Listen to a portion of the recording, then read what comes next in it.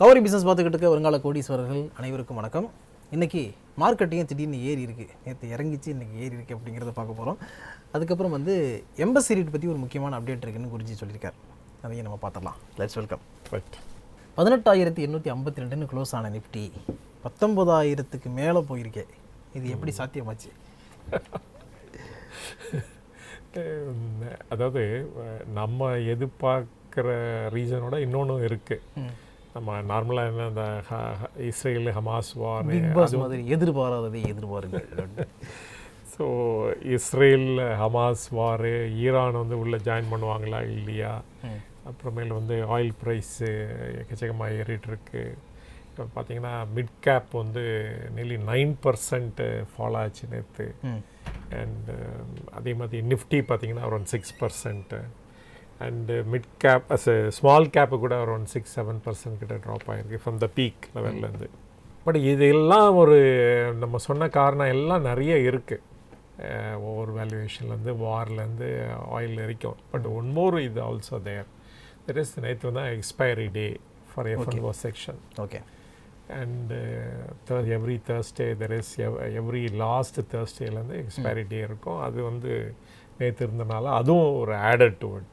Okay. அதெல்லாம் severe fall இருந்துச்சு all-round share market. எல்லா large small and mid cap எல்லாமே குறைஞ்சிச்சு, சிவியராக குறைஞ்சிச்சு. அண்டு இன்றைக்கி பார்த்தீங்கன்னா என்டையராக அப்படியே ரிவர்ஸ் ஆகிட்டுருக்கு. ஓகே. இன்றைக்கி பார்த்தா 19,050 கிட்ட போயிடுச்சு நிஃப்டி. அண்டு நான் என்ன நினைக்கிறேன் அப்படின்னா, it's not that Israel Hamas ரெண்டும் பீஸ் ட்ரீட்டி சைன் பண்ணல. என்ன காரணம் இருக்கலாம் அப்படின்னா, GDP data from America release ஆகிருக்கு. ஓகே. அது பார்த்தீங்கன்னா 4.9%. யாருமே எதிர்பார்க்காத 4.2 அது மாதிரி இருக்கும்னு எதிர்பார்த்தாங்க. பட் 4.9 கொடுத்தாங்க. ஃபர்ஸ்ட் எஸ்டிமேட், செகண்ட் எஸ்டிமேட் இந்த மந்த் எண்டில் வரும். இது ஒரு சர்ப்ரைசிங். இது அஃப்கோர்ஸ் கன்சம்ஷன் நல்லா இருந்துகிட்டே இருக்குது. ஓகே. தென் இன்ஃப்ளேஷன் தான் அந்த 3.7லேயே இருக்குது. பட் கவர்மெண்ட் ஸ்பெண்டிங்கும் நிறைய இருக்குது. ஸோ அதனால் கன்சம்ஷன், தென் இன்வெஸ்ட்மெண்ட், கவர்மெண்ட் ஸ்பெண்டிங் எல்லாமே நல்லா இருக்கிறப்ப, நிறைய இருக்கிறப்ப டெஃபினட்டாக ஜிடிபியும் பெட்டராக இருக்குன்னு தான் எஸ்டிமேட் இருந்தது. அதுக்கு மேலே எஸ்டிமேட்டுக்கு மேலேயே இது வந்திருக்கு டேட்டா. ஸோ அதுவும் ஒரு பூஸ்டிங், அதாவது எமோஷ்னலி ஒரு பாசிட்டிவ் நியூஸ் இருக்கிற மாதிரி தெரியுது. ஸோ அதனாலையும் இன்றைக்கி ஷேர் மார்க்கெட் ஏறி இருக்கலாம் அப்படின்னு நான் ஃபீல் பண்ணுறேன். இப்போ லாஸ்ட் குவார்ட்டரில் 2.1 இருந்தது, இப்போ 4.9 இன்க்ரீஸ் ஆகிருக்கு. ஆமாம், உண்மையிலேயே அது ஒரு பெரிய க்ரோத் தான். அடுத்து நம்ம பார்க்க போகிறது எம்பசி ரேட். எம்பசி ரேட்டோடைய ரிசல்ட்டு ரீசெண்டாக வந்துச்சு. சேல்ஸ் 926 கோடி, அண்ட் எபிட்டா 706 கோடியாக இருக்குது. நெட் ப்ராஃபிட் 217 கோடி சார். 234லேருந்து 217 குறைஞ்சிருக்கு. பட் லாஸ்ட் இயரோட கம்பேர் பண்ணும்பொழுது டபுள் ஆகிருக்கு. கிட்டத்தட்ட 128 கோடியிலேருந்து 217 கோடிங்கிறது. பட் ஆனால் அவங்க டிஸ்ட்ரிபியூஷன் இருக்குது பாருங்கள், தட் எவ்ரி குவார்ட்டர் டிஸ்ட்ரிபியூட் பண்ணுறாங்க பாருங்கள், அது அதே மாதிரி தான் இருக்குது. ஆர் அதர் இன்க்ரீஸ் ஆகிருக்கு சொல்லலாம். ஓகே. இன்ஃபேக்ட் இந்த தடவை பெட்டர் டிஸ்ட்ரிபியூஷன் சொல்லியிருக்காங்க. Then last quarter compare. ஆமாம், லாஸ்ட் குவார்ட்டரில் 5.38 ஆகிருந்தது, இப்போ 5.53 இன்க்ரீஸ் ஆகிருக்கு. ரைட். சரி, நார்மலாக இந்த ரீட்டு இல்லாட்ட இன்வெஸ்ட்மெண்ட் ட்ரஸ்ட்டுக்கு நான் நேற்று கூட ஒரு வீடியோவில் சொன்னேன் நான், தட் நெட் அசெட் வேல்யூ பார்க்கணும் அப்படின்னு. சரி, எவ்ரிடே இந்த மாதிரி read or every month net asset வேல்யூலாம் பார்க்க முடியாது. ஏன்னா ஒரு பில்டிங்கிறது டெய்லி போய் வேல்யூ பண்ண முடியாது, ஒரு பீரியாடிக் இன்டர்வலில் தான் பண்ண முடியும். அதனால் இவங்க ஒன்ஸ் இன் இயர் எடுப்பாங்க. அந்த ஒன்ஸ் இன் இயரில் தே ஹவ் கிவன், அது ரொம்ப இம்பார்ட்டன்ட்.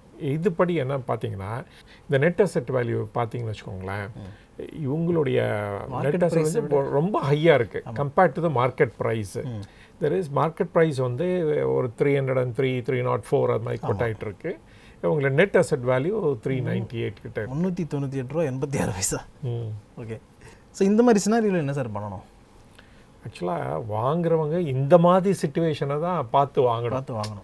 ஏன்னா எப்பொழுதுமே மார்க்கெட் ப்ரைஸ் வந்து லோவர் தென் நெட் அசெட் வேல்யூ இருக்கிறப்ப வாங்கினீங்கன்னா தான் அது பெஸ்ட் இன்வெஸ்ட்மெண்ட் ஆகிறதுக்கு கிரேட்டர் சான்சஸ் இருக்குது. ஓகே, எப்பொழுதுமே நெட் அசெட் வேல்யூக்கு மேலே தான் அது கோட் ஆகும் நார்மலாக. பட் அது அன்யூஷுவல் சுச்சுவேஷன் நம்ம சொன்னோம் ஏற்கனவே நிறைய வீடியோவில் அதை பற்றி எக்ஸ்பிளைன் பண்ணோம். ரீட்டும் இன்வெஸ்ட்மெண்ட் ட்ரஸ்ட்டும் ஏன் அடி வாங்குங்கிறத நம்ம சொன்னோம். நம்ம தெர் இஸ் இந்த செபியோட நியூ ரூல். இந்த ஸ்பான்சர் வந்து பர்மனெண்ட்டாக வந்து அதில் ஹோல்ட் பண்ணிக்கிட்டே இருக்கணும் அவங்களுடைய ஈக்விட்டியை ஒரு ஸ்டேக்கை அப்படின்னு போட்டனால தான் ஒரு நெகட்டிவ் இது வந்துருச்சு இமேஜ் ஃபார் ரீட்டுக்கு. ஓகே, நம்ம ரீசெண்டாக தான் பார்த்தோம் PGINVITக்கு வந்து இது எப்படி ஆப்போசிட்டாக இருக்குன்னு சொல்லலாம்.